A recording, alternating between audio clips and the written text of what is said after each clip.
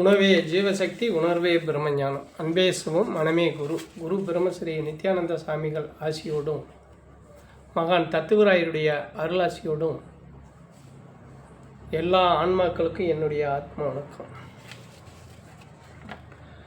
உடல் ஆரோக்கியம், மன ஆரோக்கியம், இது ரெண்டு இருந்தால் மட்டுமே வாழ்க்கை ஆரோக்கியமாக இருக்கும். உடல் கெட்டாலும் வாழ்க்கையில் ஆரோக்கியம் இருக்காது, மனம் கெட்டாலும் வாழ்க்கையில் ஆரோக்கியம் இருக்காது. அப்போ இது ரெண்டுமே சுகமாக இருக்கணும், ஆரோக்கியமாக இருக்கணும். சுகம்னா நீங்கள் வேறு மாதிரி நினச்சிடக்கூடாது.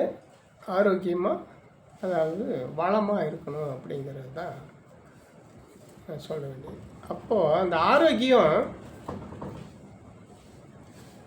எப்படி வரும் அப்படின்னா, மெஞ்ஞான பாதையில், யோக வழிமுறையில் மெஞ்ஞானத்தை அடையக்கூடிய அந்த யோக வழியில் நம்ம பயணம் பண்ணணும். யோக வழியில், யோக மார்க்கத்தில் பயணம் பண்ணனா மெஞ்ஞானத்தை அடையலாம். மெஞ்ஞானத்தை அடையும் போது நமக்கு இந்த மன ஆரோக்கியமும் உடல் ஆரோக்கியமும் சாத்தியம். அதை தவிர வேறு எதுலேயுமே இதுக்கு ரெண்டுக்கும் நம்ம விமோசனம் தேட முடியாது. அப்போ மெஞ்ஞானம்னாலே சத்தியம். மெய்யினாலே ரெண்டு வகைப்படும், ரெண்டு இதுக்கு சொல்லலாம். மெய்யினா இந்த உடலையும் மெய்யின்னு சொல்லுவோம். அதே போல் சத்தியம், உண்மை, இதுக்கும் மெய்யின்னு சொல்லுவோம். அதை பரமாத்மாவையும் நம்ம மெய்யின்னு சொல்லுவோம். அப்போது ரெண்டுக்கு அர்த்தம், அந்த மெய்யினா ரெண்டுக்கு அர்த்தம் இருக்குது. உண்மை சத்தியத்துக்கும் உடலுக்கும், உடலையும் சொல்லுவாங்க மெய்யின்னு. இந்த மாதிரி ஆன்மீக இதழுக்கு சொல்லுவாங்க. இந்த உடல் ஆரோக்கியம், மன ஆரோக்கியம் இந்த யோக பயணத்தில் பயணம் பண்ணும்போது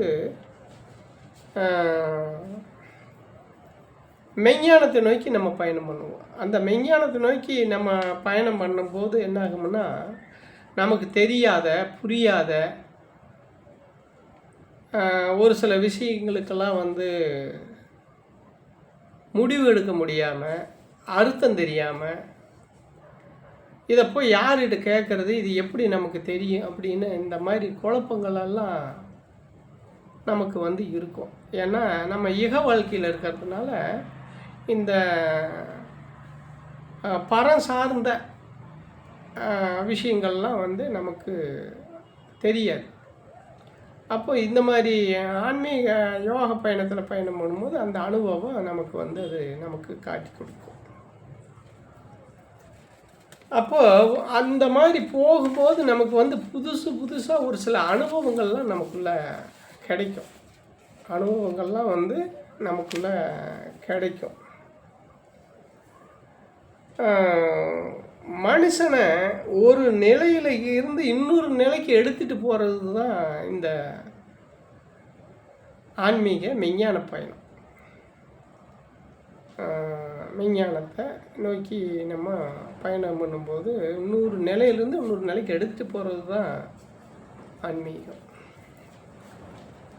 அதே போல் ஆன்மீகம் ஒரு பெரிய ஒரு சமுத்திரம், கடல். இந்த ஆன்மீகம்ங்கிறது ஒரு கடல், பெரிய சமுத்திரம். அப்போ அந்த சமுத்திரத்தில் நம்ம இறங்கி பயணம் பண்ணணும்னா எவ்வளவு சிரமங்கள் இருக்கு. அவ்வளோ சீக்கிரம் சமுத்திரத்தில் போய் இறங்கிட முடியுமா? சாதாரண வாய்க்காலில் இறங்கணும்னாலே யோசனை பண்ணுவோம், ஆற்றுல இறங்கணும்னா அதை விட யோசனை பண்ணுவோம், கடலில் இறங்கணும்னா ரொம்பவே யோசனை பண்ணுவோம். அப்போ அது மாதிரி பயணம்தான் இந்த ஆன்மீக பயணம். இதை நம்ம புரிஞ்சுக்கிட்டோம்னாலே நமக்கு ஓரளவுக்கு இதில் இருக்கக்கூடிய சிரமமும் இருக்குது. ஆனால் அப்படி அவசரத்தை நீந்தி நம்ம அதில் வெற்றி அடைஞ்சிட்டோம் அப்படின்னு சொன்னால் எல்லாமே நமக்கு சாத்தியம் தானே. அப்போது அதையும் பார்க்கணும். அப்போ சமுத்திரம் தான் இது. அப்போ அதை புரிஞ்சிருச்சுன்னா நமக்கு புரிஞ்சு அதை வந்து நம்ம பயணம் பண்ணி இதாகிட்டோம்னா அதை போல் நமக்கு ஒரு வெற்றி எதுவும் இல்லை. அது சமுத்திரமாக அது நம்ம சமுத்திரத்தில் நம்ம பயணம் பண்ணுறோங்கிற மாதிரி நினச்சி நம்ம இந்த இதில் மன வைராக்கியத்தோடு இதில் இறங்கினா மட்டும்தான் இந்த யோக மார்க்கத்தில் ஆன்மீக மார்க்கத்தில் அந்த மெஞ்ஞானத்தை அடைய முடியும். அந்த மெஞ்ஞானத்தை அடையிறதுக்கு இதுதான் வழி.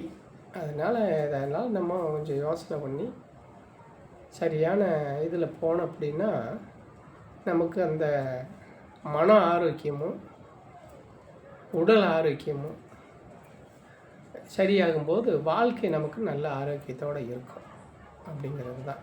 அனைவருக்கும் ஆத்ம வணக்கம்.